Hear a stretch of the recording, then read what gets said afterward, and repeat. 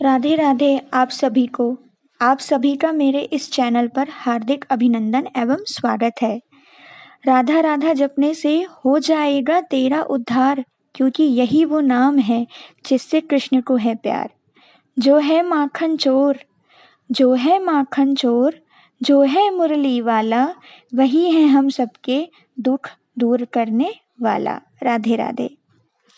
आज लॉकडाउन के चलते मैं आपको अक्षय तृतीया का कैसे फल प्रदान कर सकते हैं पूरा का पूरा, और पूरी की पूरी पूजा को विधि विधान से बिना किसी समस्या के कर सकते हैं घर में।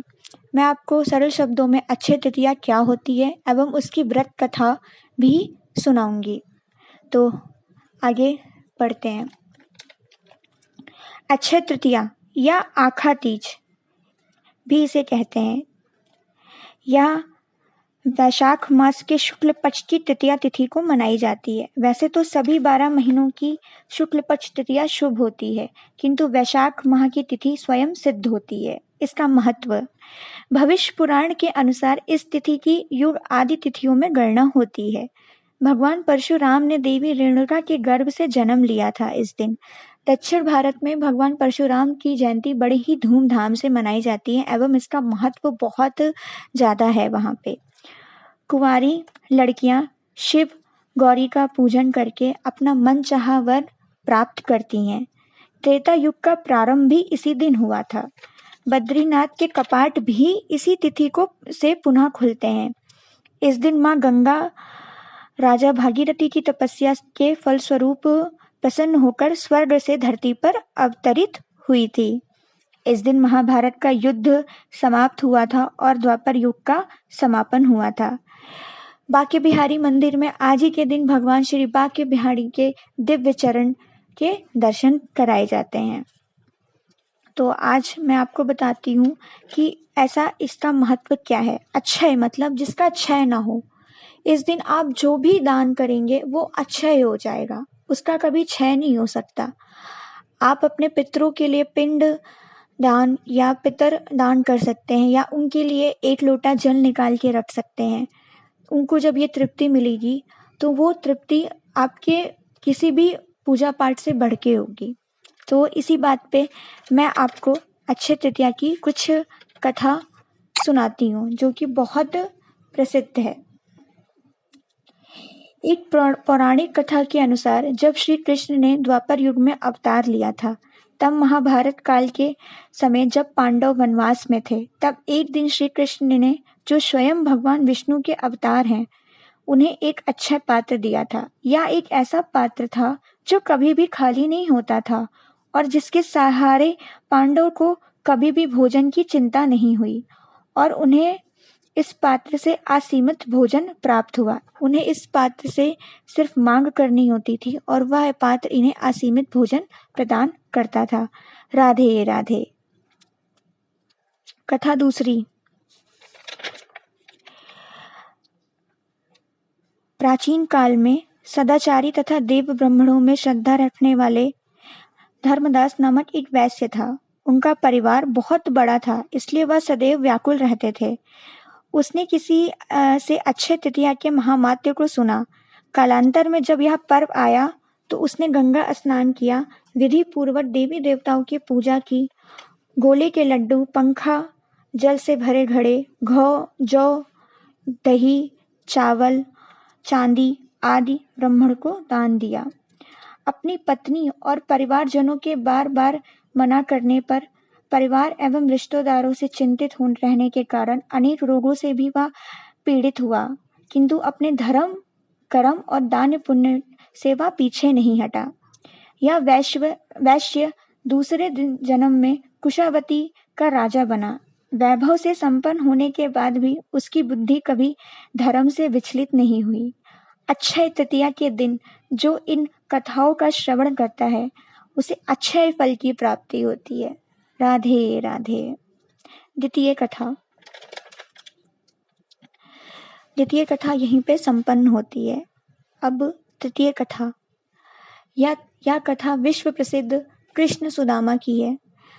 सुदामा श्री कृष्ण के बचपन के मित्र थे, परंतु कारणवश वो अपने गरीबी से बहुत पीड़ित थे। एक दिन उनकी पत्नी ने कहा कि आप जाइए अपने श्री कृष्ण के पास द्वारका में, वो आपको कोई ना कोई काम दे देंगे। सुदामा के पास कुछ भी देने के लिए नहीं था, एक मुट्ठी चावल थी। वो एक मुट्ठी चावल लेकर के वो अपनी पोटली में बांध के श्री कृष्ण के पास पहुंचे। जब वो द्वारका में पहुंचे तो उन्होंने वहां के द्वारपालों से बोला कि श्री कृष्ण मेरे मित्र हैं, कृपया आप उनको बुला दीजिए। द्वारपालों ने उनकी हंसी उड़ाई और उनको अंदर जाने से रोका।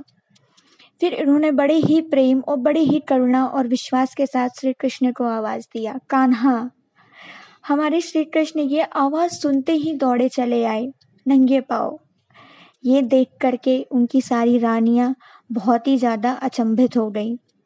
फिर श्री कृष्ण ने उन्हें अपने सिंहासन पर बैठाया, अपने आंसुओं से उनके चरण धोए, उनके पैर दबाए।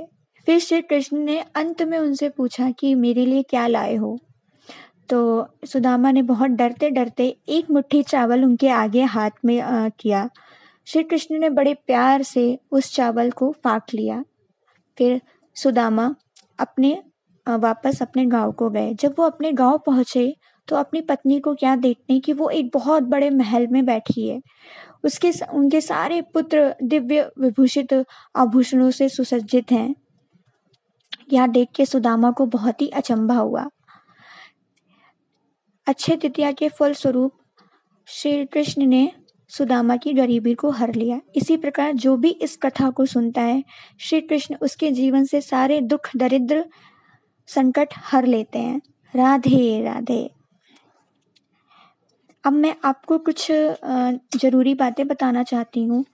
जो आप दान करेंगे तो उनसे आपको क्या फल प्राप्त होगा, या आज के दिन ऐसा क्या दान करें तो हमें अच्छे से अच्छा फल प्राप्त हो। अक्षय तृतीया पर ये चीज़ें आप दान कर सकते हैं, जैसे कि जौ, गेहूँ, चने, सत्तू, दही, चावल, गन्ने का रस, दूध से बनी हुई चीज़ें, मावा, मिठाई, सोना, चांदी, सभी तरह के रस जो गर्मियों में उपलब्ध होते हैं।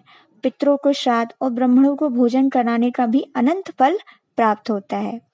अब आपके मन में सवाल आ रहा होगा कि ये सब तो हम कर नहीं सकते क्योंकि लॉकडाउन चल रहा है।